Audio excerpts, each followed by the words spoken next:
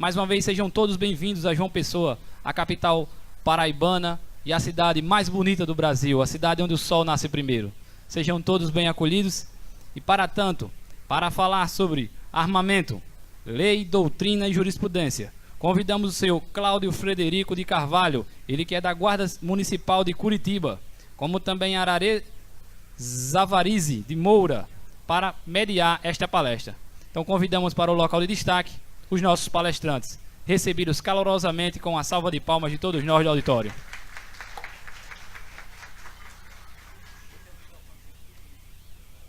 Boa tarde a todos. Melhorou. Bom, nós programamos uma palestra de 1 hora, mas dado uma visita importante que teremos em breve, eu vou tentar abreviar ela o máximo possível. Com isso, a nossa mediação talvez fique em torno de 5 a 10 minutos para perguntas. Vamos falar sobre uma legislação que surgiu. Inicialmente, essa legislação, ela trazia para a gente uma característica que demonstrava que ela era discriminatória, trazia prejuízo para as guardas municipais. O que foi essa legislação? O Estatuto do Desarmamento. Por quê?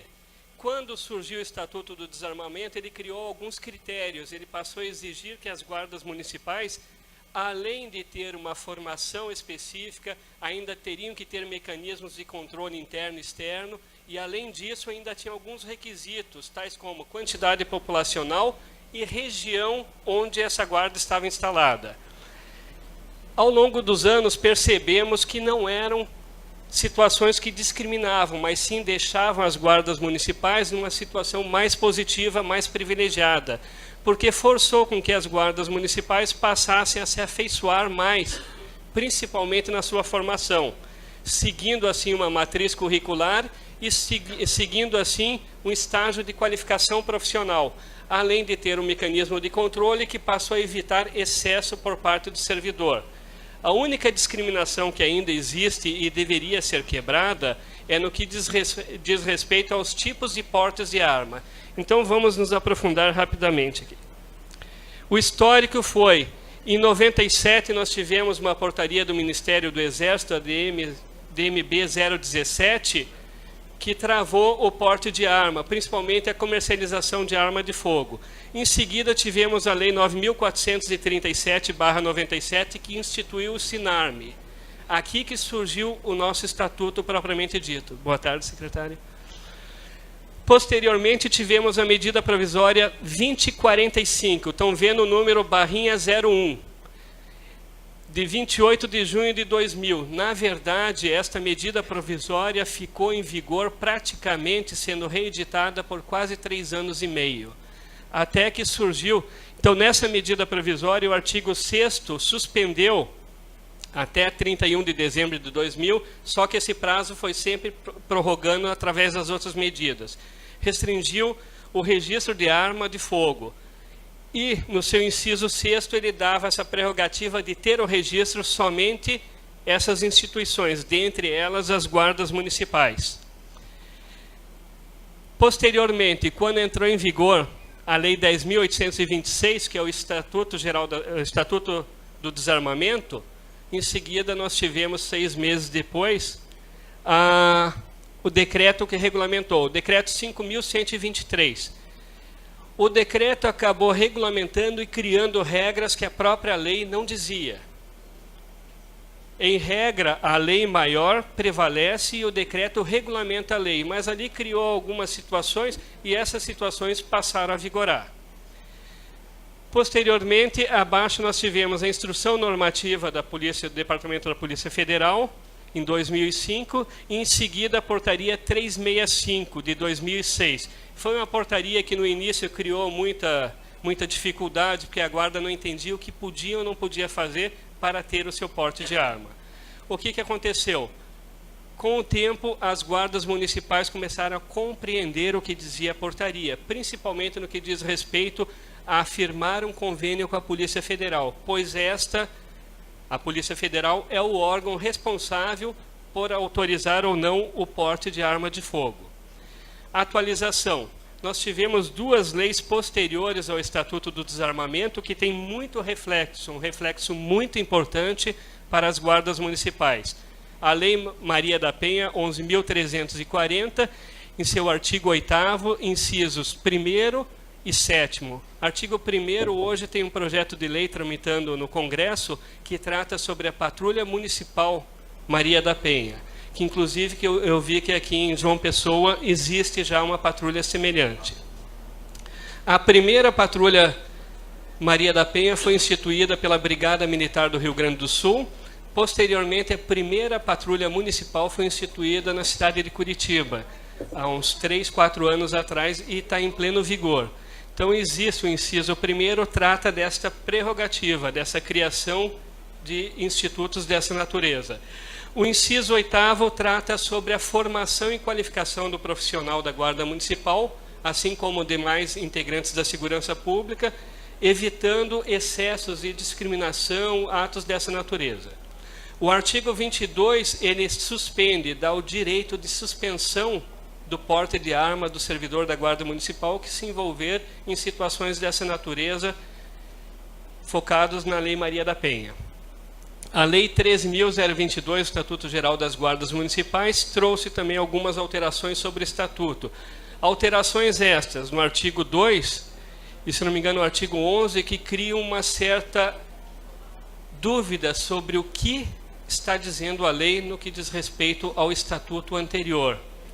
Então, alguns tribunais estão entendendo que a lei nova revogou algumas limitações expressas na lei antiga. Outros estão entendendo que a lei nova apenas referendou o que diz o Estatuto das Guardas Municipais, o Estatuto do Desarmamento. Então, nós temos o artigo 2, o 11, o 12, o 13 e o 16. Na verdade, o 11, o 12 e o 13 tratam sobre a formação, qualificação e aperfeiçoamento e sobre órgãos de controle interno e externo. E agora, órgão de controle social. Então, essas alterações nós tivemos no Estatuto em razão das leis posteriores.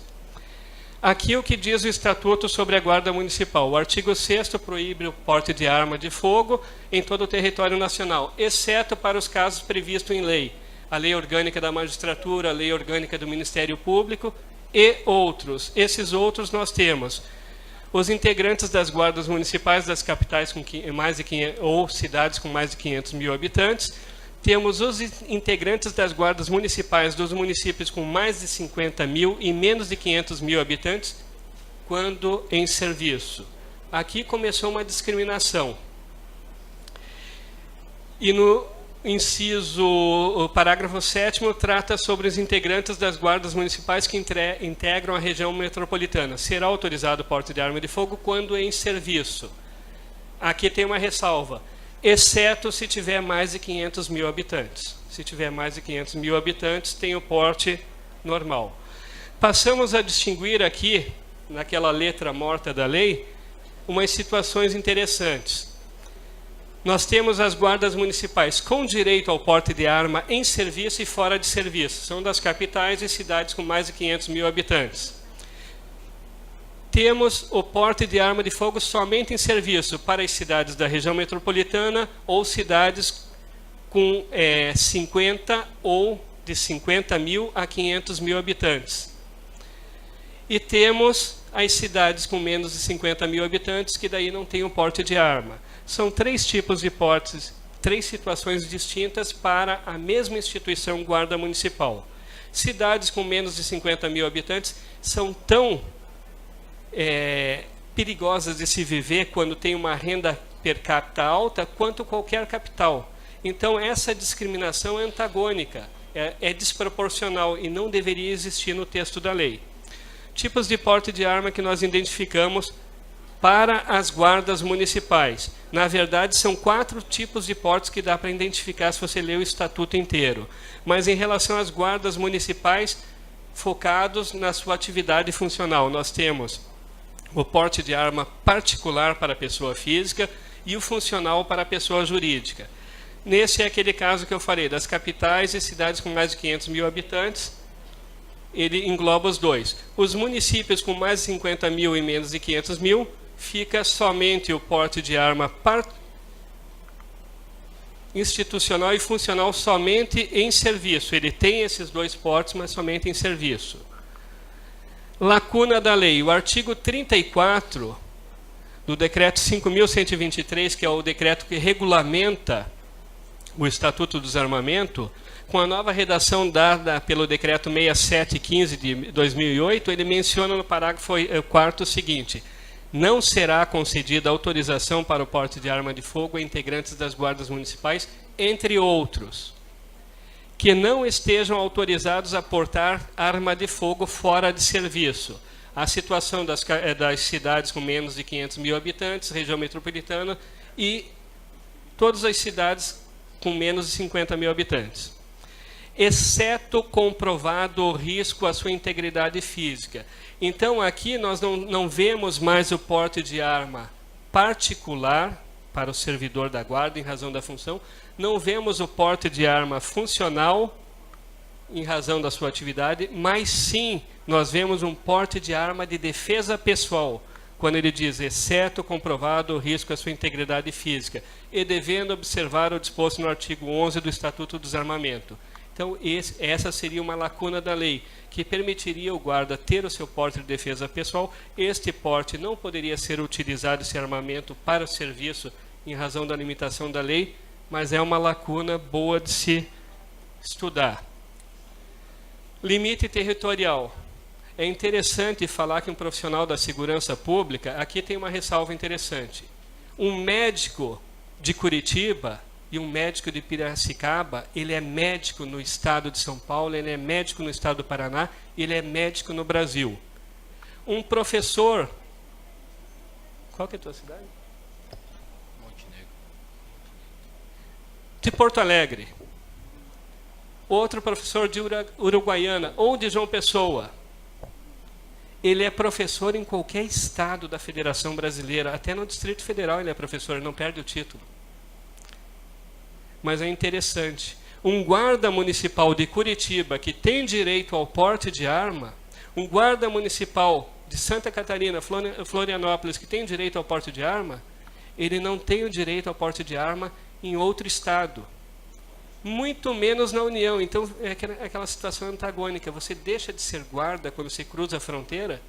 Em Curitiba nós temos um guarda municipal que mora no estado do Paraná, trabalha em Curitiba e mora no estado de Santa Catarina. Ele acaba indo ao arrepio da lei para sua casa, porque ele tem que ir com o seu armamento, que ele tem o direito ao porte de arma particular e o funcional. Ele tem que ir com o seu armamento, cruzar a fronteira, mas ele está ilegal quando ele cruza a fronteira. Então são algumas discriminações assim que existem sobre o limite territorial. Da formação e capacitação. Artigo 6º, parágrafo 3º, trata sobre autorização para o porte de arma, condiciona a formação funcional e aqueles mecanismos de controle interno e externo que eu falei inicialmente. Aqui nós já temos a interferência, a alteração da Lei 13.022, que é o Estatuto Geral das Guardas Municipais. O que ele inseriu? Capacitação específica com a matriz curricular. Aqui nós temos outra interferência, outra alteração. Não é interferência, é um benefício. A Lei Maria da Penha, no seu artigo 8º, que trata sobre a formação e capacitação do profissional, voltado a situações de natureza, a fim de evitar, inclusive, e ter o conhecimento sobre situações de preconceito, racismo e etc. Então, isso acabou sendo inserido dentro do nosso Estatuto do Desarmamento, são leis posteriores que tratam sobre o que o Estatuto falava sobre a nossa formação. Outra alteração importante, o Estatuto do Desarmamento falava que a Guarda Municipal deveria ter uma formação autorizada pela Polícia Federal, não podendo ser em órgãos de segurança pública, não, em academias de formação militar. Hoje nós temos no Estatuto do Desarmamento, no Estatuto Geral das Guardas Municipais, artigo 12, parágrafo 1º, 2º e 3º, a faculdade dos municípios criarem instituições próprias de ensino e formação, o que é recomendado, principalmente os grandes centros criarem mediante convênio com os outros municípios, trazerem essa formação qualificada e o ensino continuado. São 80 horas aula por ano no ensino continuado. Lá em Curitiba, quando eu assumi a direção, nós tínhamos uma média de 1.500 guardas municipais. E tiramos os 1.500 guardas municipais das ruas, de forma programada, assim como programamos as férias, e demos esse ensino continuado, estágio de qualificação profissional. 80 horas de aula para cada servidor numa sala de aula. O custo financeiro é alto, mas pode ser reduzido a partir do momento que você venha capacitar seus guardas municipais para se tornarem instrutores. E esses instrutores trabalharem com a formação continuada. Pode ficar mais barato ainda quando você trabalha de forma integrada. Nós temos aqui a Guarda Municipal de Rondônia, se não me engano, que nós recebemos 20 guardas municipais para a formação para se capacitarem como instrutores. E foi uma formação gratuita, porque o interessante nas instituições é a gente trabalhar com o nosso conhecimento e transmitir esse conhecimento para os outros. A Guarda Municipal Mirim daqui, eu me recordo quando o secretário esteve em Curitiba visitando e pediu para liberar os guardas. Estava difícil, porque a gente trabalha com efetivo sempre puxado e correndo, e a ação da Guarda Municipal Mirim, assim como outras ações, Teatro de Fantoche e tudo mais, atende toda a Curitiba, uma demanda grande. Vieram para cá, se não me engano, foi o Marcelo Bosa, não me recordo quem que foi outro servidor. E hoje nós temos uma realidade, uma Guarda Mirim atuando aqui. Eu não sei se o Teatro de Fantoche já está indo, mas são situações que trabalham de forma paralela, porque preparar o cidadão de hoje, principalmente o jovem em formação, é ter um futuro melhor e mais seguro amanhã. Então, aqui no ensino e formação, ele só traz uma situação. Ele não permite que os guardas municipais sejam formados em instituições militares, mas isso não quer dizer que você não possa trabalhar de forma integrada na capacitação. Então, lá em Curitiba, nós temos uma boa integração, inclusive, com o Exército, e no Exército nós temos os nossos batedores, os nossos motociclistas que compõem a equipe oficial de batedores da Polícia do Exército em Curitiba. Nós trabalhamos integrados de forma a capacitar os motociclistas, tanto da Guarda, da Polícia Militar, da Polícia Civil, e trabalhamos integrados com essas outras forças. Então, estar numa unidade militar fazendo um ensino continuado, um aperfeiçoamento, não é uma formação. Essa limitação é para evitar que o guarda municipal seja militarizado. Mas ele deve ser profissional e deve ser capacitado e conhecer todas as formas de atuação, principalmente na prevenção e no combate à criminalidade. O estágio de qualificação profissional é aquele que eu comentei sobre as 80 horas mínimas de formação, além da realização de treinamento técnico para o tiro, 60 horas de arma de repetição e 100 horas semiautomática. Para evitar aquele negócio pode, não pode, o que nós fizemos? Nós demos um curso de formação de 220 horas de tiro. Porque o guarda lá trabalha com revólver, trabalha com a calibre 12, com munição menos letal e com munição letal, e trabalha com a pistola. Então nós fechamos o pacote inteiro. Sai mais caro? Sai. Mas é uma maneira de você capacitar o servidor para as 3 modalidades, muito embora sejam 2, a arma de repetição e semiautomática. Poderia compreender, dentro da aula de repetição, o calibre 12 e o revólver. Dentro do Estatuto do Desarmamento, nós tínhamos a obrigação da criação da ouvidoria e corregedoria. O Estatuto Geral das Guardas Municipais criou agora o critério ainda da possibilidade do órgão colegiado de controle social.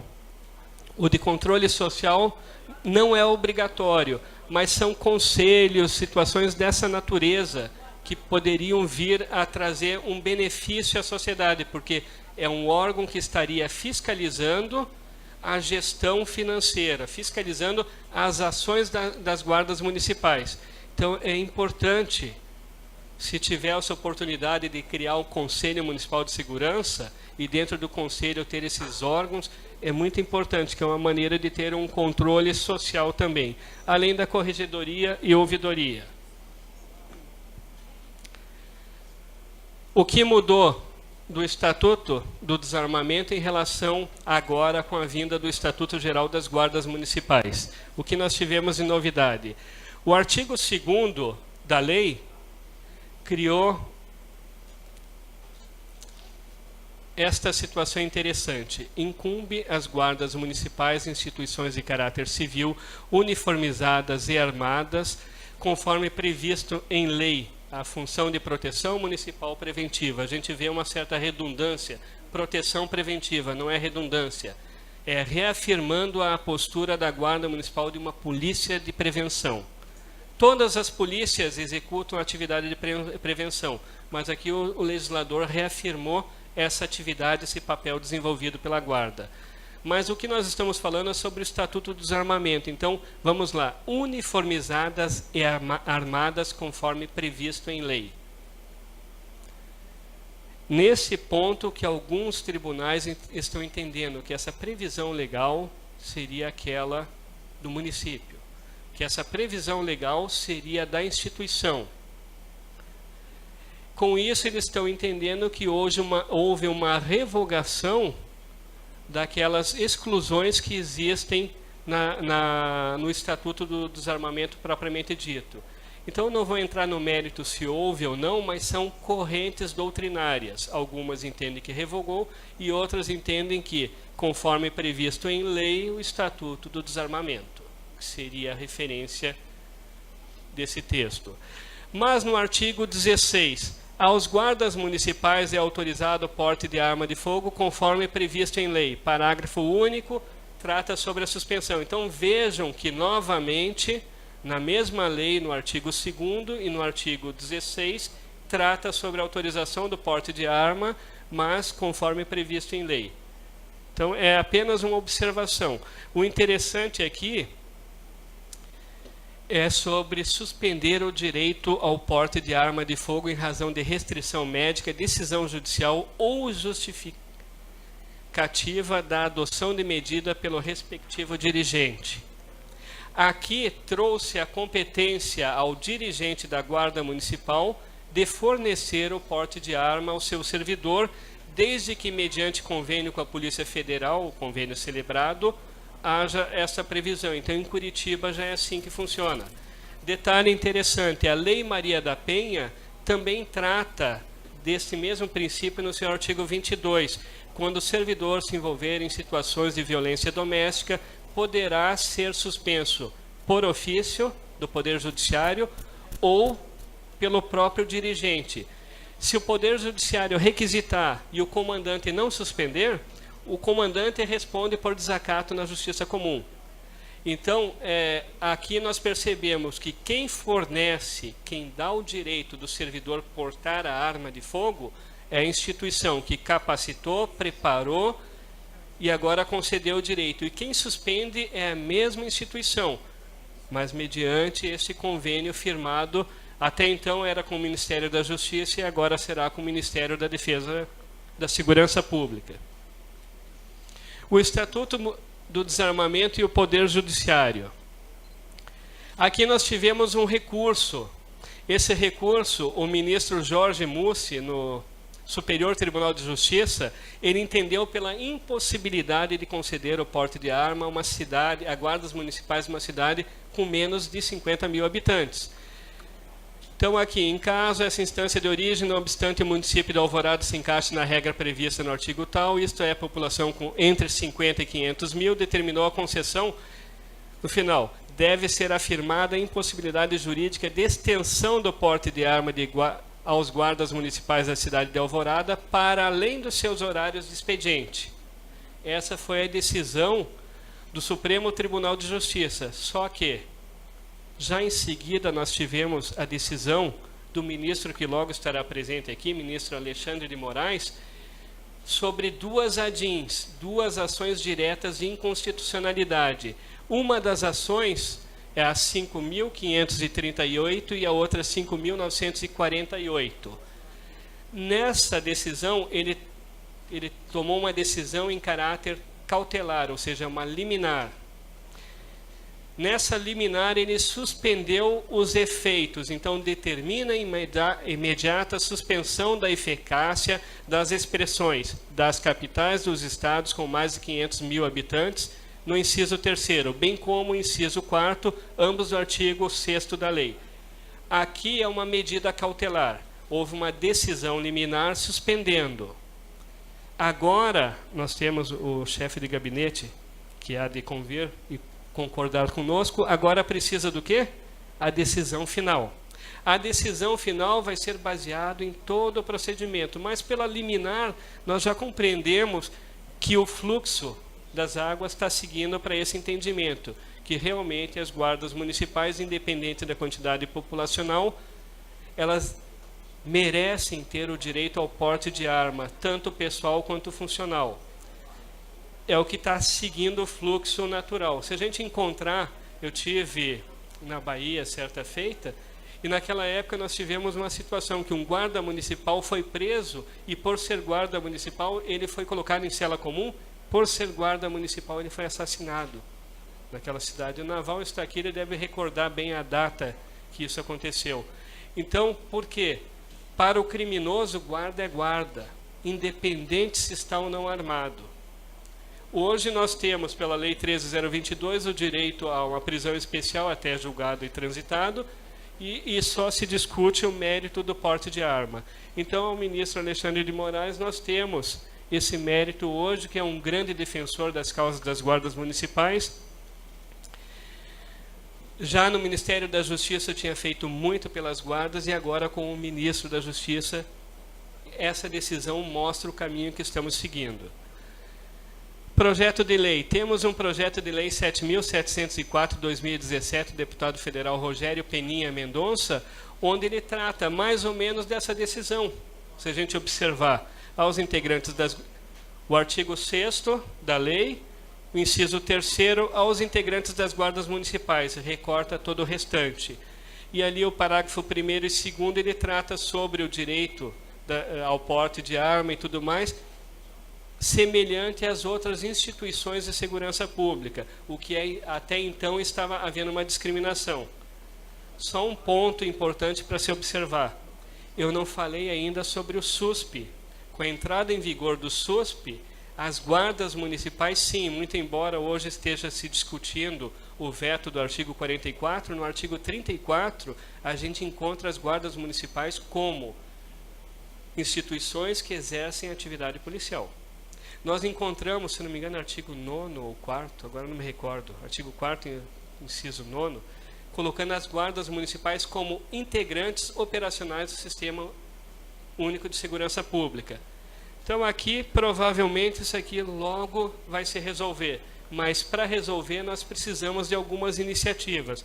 Aqui são algumas sugestões. Hoje se discute no Congresso Nacional também a questão da nomenclatura. Eu sempre fui a favor da manutenção do termo guarda municipal, porque a guarda municipal surgiu em 14 de junho de 1831 e foi a terceira instituição policial do Brasil, a primeira focada direto ao interesse do cidadão, porque as outras, o regimento foi focado no interesse de levar o ouro do Brasil para Portugal, a segunda foi focada na defesa do Império, a família real se instalando no Brasil, foi criada a Guarda Real de Polícia para proteger a família real. Essa guarda municipal foi criada em 14 de junho de 1831, recriada em 10 de outubro, e a função dela era eminentemente de policiamento do cidadão para o cidadão. Então, seguindo a evolução, muito embora seja nostalgista e goste do termo guarda municipal, hoje eu creio que até o termo polícia municipal seria bem-vindo, inserindo o inciso 6º da Constituição. Isso iria resolver muitos problemas que hoje nós temos. Aqui outra sugestão é sobre o Estatuto do Desarmamento, que é aquela situação que nós vimos ali, que já existe um projeto de lei caminhando nessa linha de ação. Obrigado a todos, desculpe acelerar um pouco a palestra, agora eu abro para os debates. Uma boa tarde a todos, meu nome é Ararê, sou GM de Montenegro, né? Estou aqui para mediar a palestra. Peço uma salva de palmas à excelente explanação do inspetor Cláudio Frederico. Devido aos outros compromissos, teremos 10 minutos aí para questionamentos, né? Temos o rapaz lá, eu só vou pedir que passe o microfone.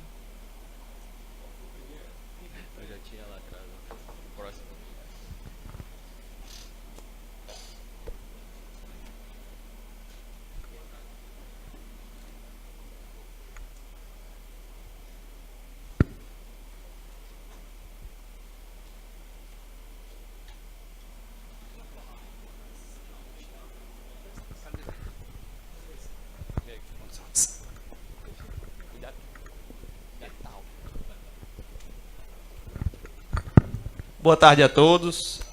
Estou como inspetor aqui da Guarda Municipal de João Pessoa. Agradeço a presença de todos, fico muito feliz com a presença de todos aqui nesse congresso. A palestra foi formidável, quero dar os parabéns. Quero só corroborar com um pensamento que eu acho que assim não vi ser levantado e achei oportuno falar nesse exato momento. Também fiz o curso de Direito, sou bacharel e logrei êxito e passei no OAB. Assim, quando eu entrei na Guarda, a Ordem dos Advogados do Brasil chegou lá: ei, bonitão, tu é da Força de Segurança. Eu, opa, massa, show. Então, o que eu tenho que fazer? Tenho que me licenciar, na verdade, suspender minha carteira de advogado. Até aí, tudo bem. Nessa maneira, eu acho que a gente pode corroborar. Se a OAB entende em todo o Brasil, não é mais decisão só de São Paulo, Paraíba, todos os estados estão barrando os guardas de exercer a advocacia. Qual o pré-requisito deles, o que eles alegam? É que nós estamos sim inseridos como força de segurança. Pronto. Eu não sabia mensurar qual é o que fala da restrição da força de segurança, mas dentro da ética, como ele falou, o artigo 27, ele proíbe que o agente de segurança pública advogue, até em sua própria defesa ele também não vai poder. Então ele não pode nem sequer estar inscrito na Ordem dos Advogados. Então, se tem esse impedimento no Estatuto de Ética, no artigo 27, se a OAB não vou falhar aqui agora, mas a OAB ela não é particular. A OAB está inscrita na Constituição como um membro da União, mesmo sendo particular. Então, se ela fala perante a todos no que tange a lei do brasileiro, se ela alega isso, acho que a gente pode começar a debater nesse ponto também. Então, assim, não é uma pergunta, é dentro do meu pouco conhecimento, eu acho que a gente pode sim começar a questionar. Se a OAB proíbe os guardas de terem seu registro, então é porque nós estamos sim inseridos no artigo. Claro, vamos lutar para que saiamos do parágrafo, viremos inciso no 4.4. Mas enquanto não acontece, eu acho que a gente pode usar essa prerrogativa em debates. Eu acho que mais um norte seria esse. Obrigado a todos. Sim, na verdade, eu me formei em 97, colei grau em 98, fui aprovado no exame da ordem, e a minha grande preocupação foi o seguinte: quando eu aposentar, eu vou pegar o final de lista. Os meus colegas todos estão com o número 4.000 e alguma coisa, e eu vou pegar 10, 15 mil. Ou seja, nós somos terminantemente proibidos de exercer a advocacia em razão do exercício da atividade policial. Tivemos um guarda, inclusive, que foi suspenso da OAB em razão disso. Sendo guarda municipal, você não pode sequer se inscrever. Então, eu tenho a aprovação, está lá guardada, e eu só vou poder exercer a advocacia quando eu deixar de ser polícia. Assim como o juiz de direito, quando ele passa a exercer a atividade da magistratura, ele é impedido. Mas o nosso impedimento é tão absoluto que não permite nem que se faça inscrição. É uma das linhas de raciocínio que dá para se usar no sentido de exercício de atividade policial. Eu não entrei nesse mérito porque a gente estava focando mais no Estatuto do Desarmamento, mas realmente sim. Muito obrigado. O inspetor Valnei. Muito boa tarde a todos e a todas. Sou o inspetor Valnei da cidade do Rio de Janeiro. Boa tarde, meu companheiro inspetor Frederico. Bom, essa questão do porte de arma traz muitas dúvidas, não só na cidade do Rio de Janeiro, tenho certeza que em várias cidades. Aí o amigo falou ali sobre o porte particular. Nos meus estudos, eu passei a entender que não existe o porte particular para o guarda municipal. Existe o porte com a arma dele particular, fora de serviço, vinculado ao cargo de guarda municipal. Então não é porte para o João, é o porte para o guarda municipal João com a arma dele particular, fora de serviço, porque está vinculado ao cargo de guarda. Esse é um ponto que eu gostaria que o amigo me passasse a sua visão. A outra questão é sobre esse próprio porte com a arma particular. Então, já é pacificado que para armar a instituição é necessário, é o ato vinculado, né? O que o direito nos ensina do ato vinculado na lei, da obrigatoriedade, por ser vinculado, do convênio com a Polícia Federal. Isso para armar a instituição. Para o porte fora de serviço com a arma particular dele, até para a instituição, para as instituições que não são armadas ainda, nós entendemos, queria tirar essa dúvida com o senhor, da não obrigatoriedade do convênio com a Polícia Federal. Por quê?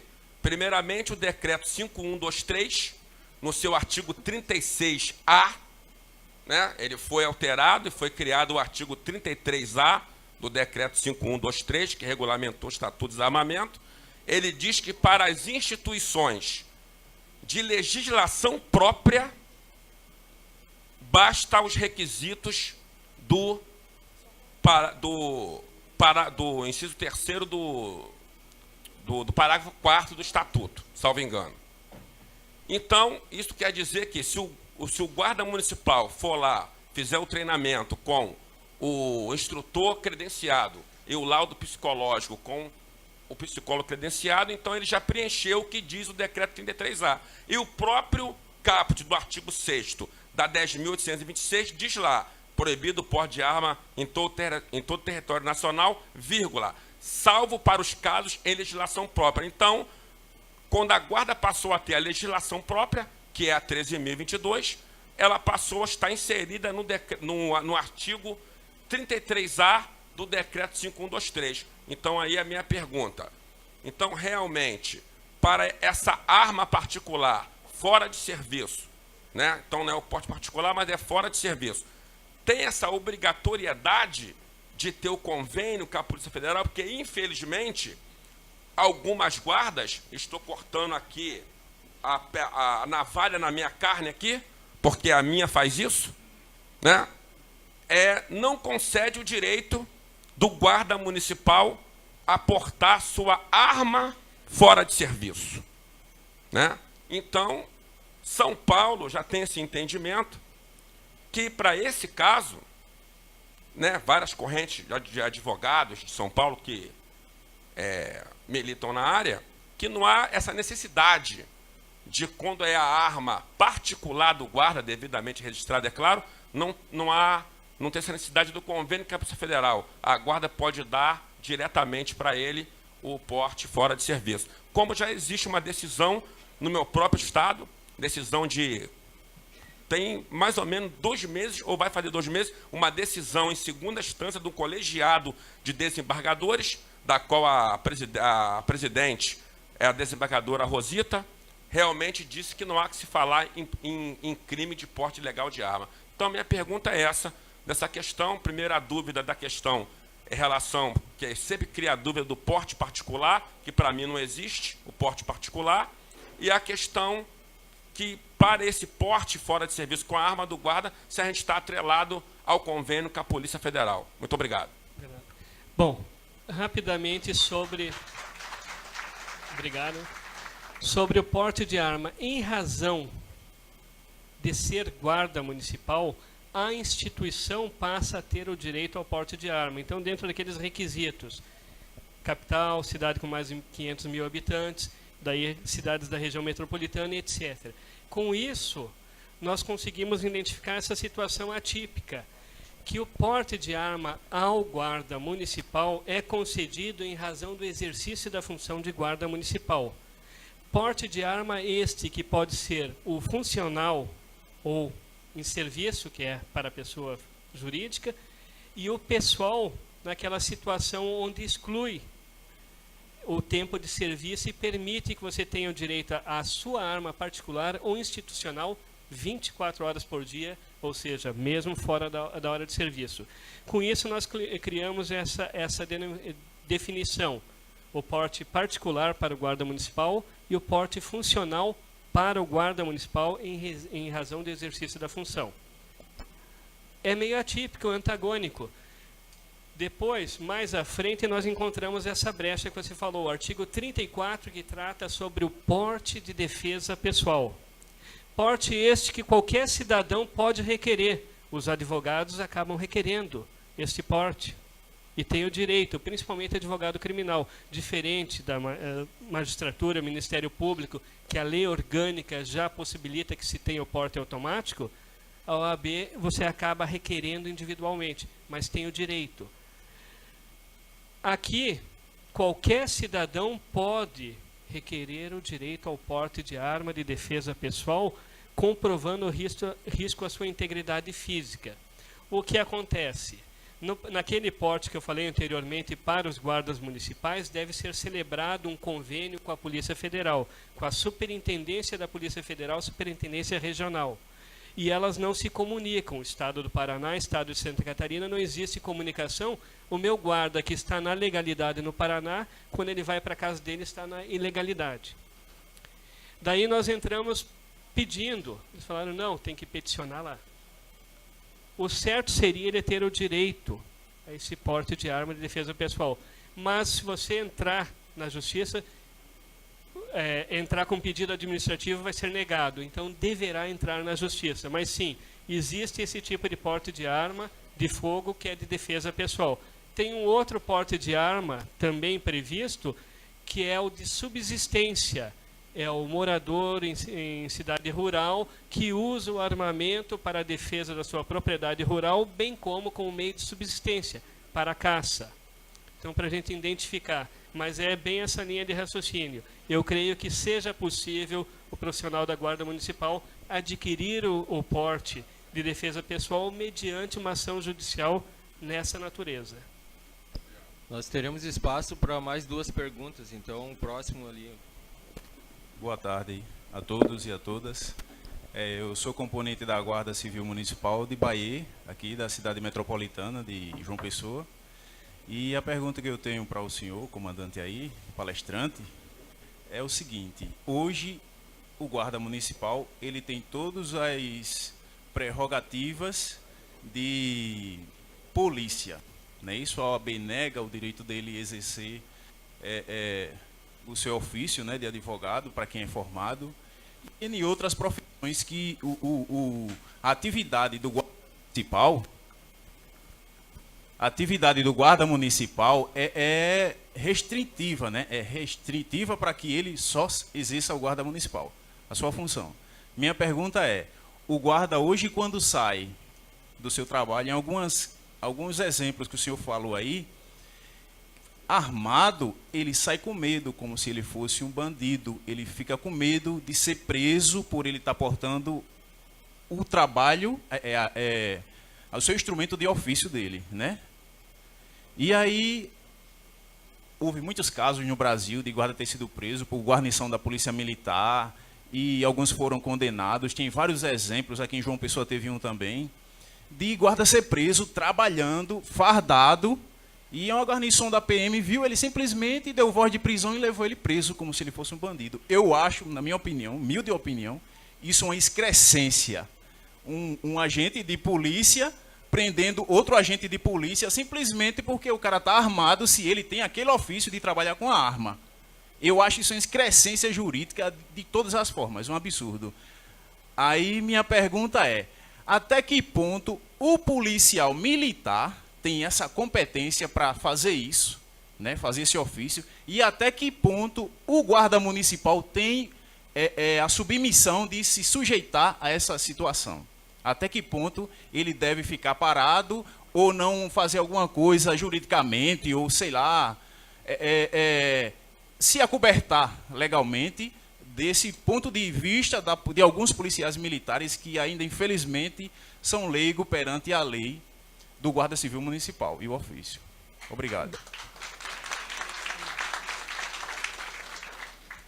Eu estive no Congresso Nacional agora, dia 14 de julho, e nós estávamos tendo um evento lá, a Marcha Azul Marinho. Aconteceu uma coisa curiosa.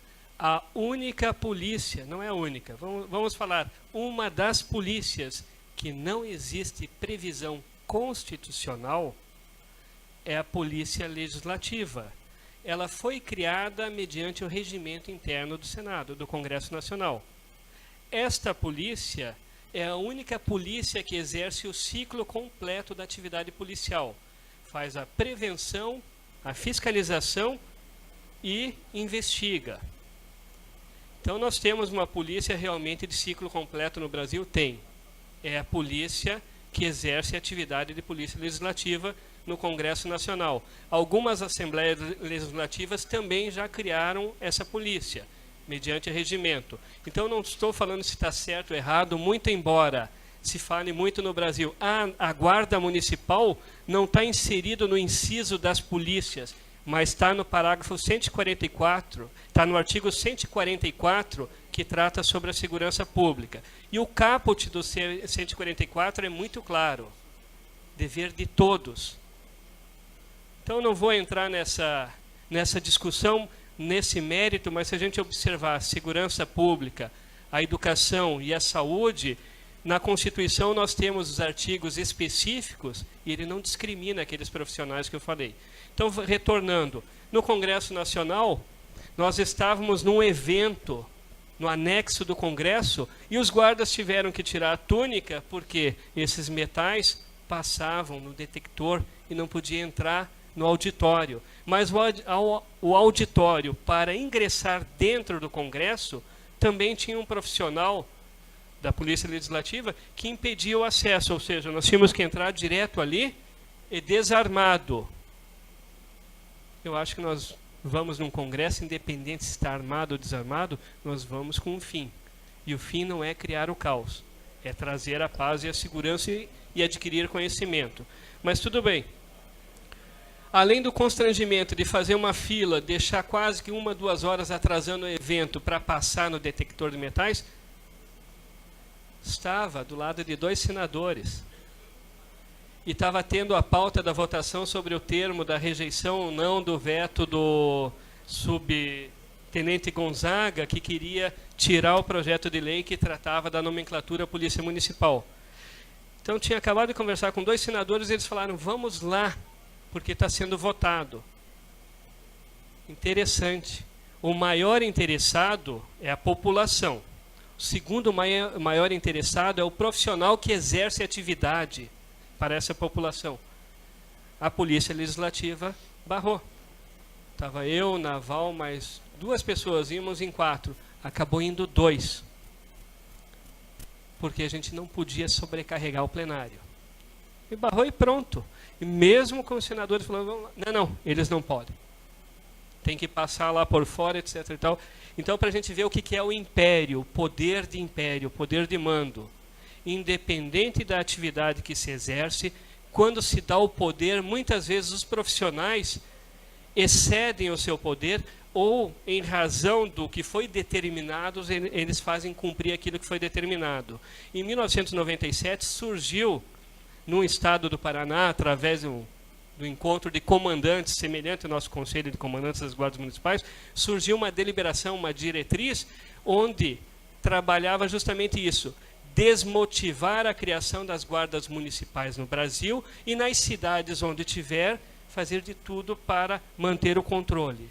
Então, nesse período áureo de 97, quando o Exército baixou a portaria DMB 017, que restringiu o porte de arma, Curitiba ficou igual ao que você falou.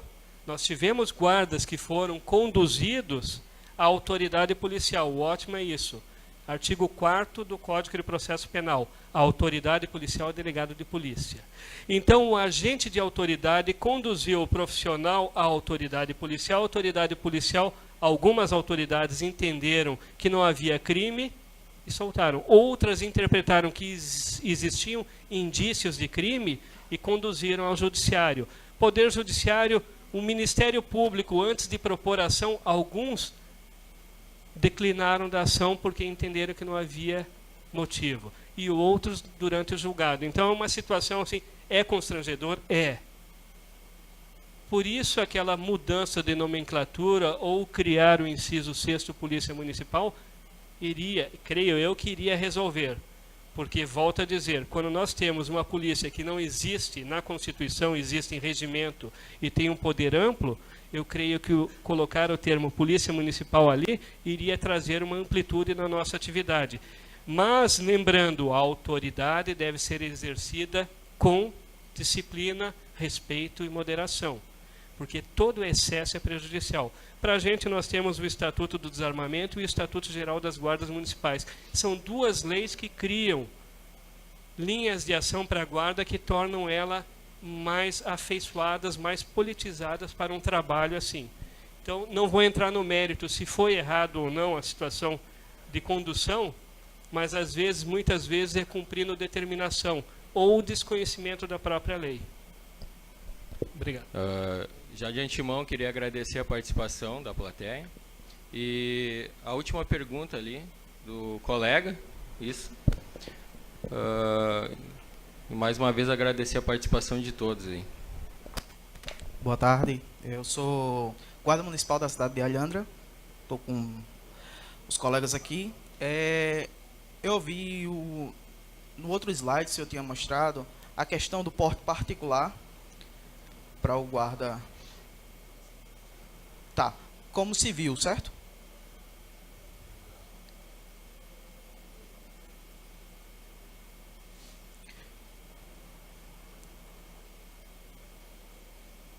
Que o senhor informou que, caso a gente quisesse, como civil, como qualquer pessoa normal, poderia dar entrada para ter a posse e pedir na justiça o porte, certo? Eu e alguns colegas, não esses que estão aqui, mas a gente deu entrada na nossa posse de arma e com o pessoal da Polícia Federal a gente se informou melhor e eles disseram que também expediu o porte para o civil. A Polícia Federal expede o porte para a pessoa civil, certo?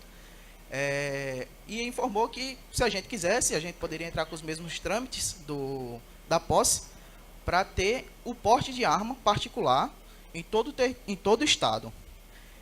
No dia que a gente foi entregar a documentação, na verdade a gente foi pegar a autorização para a compra da arma, um agente socioeducativo, tinha, há uns 4 meses atrás, tinha dado entrada no porte dele e a polícia liberou o porte dele. Ele estava indo pegar o porte dele e lá estava descrito a arma dele, que era só para ele. Tá.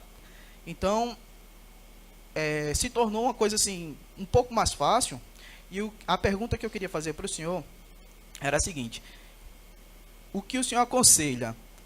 A gente tenta dar entrada, quem realmente quer ter o seu porte e não ter esse receio de andar com a sua arma particular, mesmo sendo guarda, tendo todos esses conhecimentos, por conta dessas divergências, a gente tenta dar entrada no porte junto com a Polícia Federal, ou a gente continua esperando que os ministros legislem sobre essa situação, essa suspensão da categoria de 550 mil. Aí eu gostaria de perguntar isso.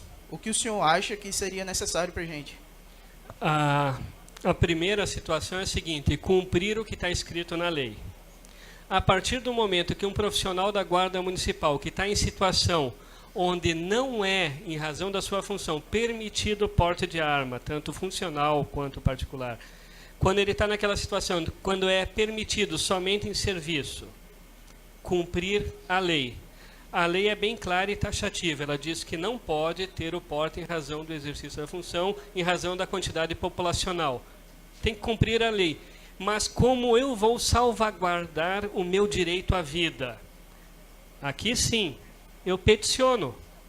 Entra com requerimento administrativo e peticiona. Se não der no administrativo, entra no judicial, como cidadão. Como cidadão, eu vou ter que cumprir o regulamento, porque a minha instituição tem o regulamento. Eu não posso usar a minha arma particular em serviço se a minha instituição não permite. E se a lei maior não permite, ela não vai autorizar. O que acontece? Hoje, em Curitiba, eu uso a minha arma particular em serviço, porque a instituição, mediante convênio com a Superintendência da Polícia Federal, autorizou. Então, nesse sentido, o cumprimento da lei é fundamental. Mas eu vou falar sobre porte de arma um pouquinho mais. É muito curioso saber que alguns profissionais de outras carreiras que sequer têm ouvidoria, corregedoria, formação, estágio de qualificação profissional, ensino continuado, etc., outros profissionais acabam tendo direito ao porte de arma somente pelo exercício da função.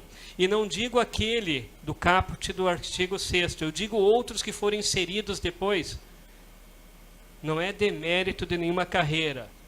Fiscais do meio ambiente, fiscais da Receita Federal, a gente consegue ver um rol muito grande de profissionais. Assim como nós temos o direito de salvar a nossa vida, proteger a nossa vida, eles também têm. Então não é um demérito para eles. mas é uma observação interessante a se fazer, porque nós estamos dia e noite frente ao perigo. 3, 4 vezes eu já me encontrei com pessoas que eu prendi. Uma vez me apresentaram um colega, o colega me apresentou um cidadão, e daí ele estava me apresentando, estiquei a mão, ele olhou para mim e falou, lembra de mim? Eu chacoalhei a cabeça e falei, se eu te prendi, eu não me lembro. Ele fez assim. É uma situação complicada. É muito complicado. Então, ter o direito ao porte de arma 24 horas, eu acho que é fundamental para a nossa carreira, independente da situação. Mas como hoje tem essas ressalvas, cumprir a lei e entrar com o pedido certo na via correta é o fundamental. Caso contrário, estarão na ilegalidade, estarão cometendo um crime e o crime vai te punir. E o detalhe da punição, por ser profissional da segurança pública, é interessante, existe uma agravante em toda a minha pena.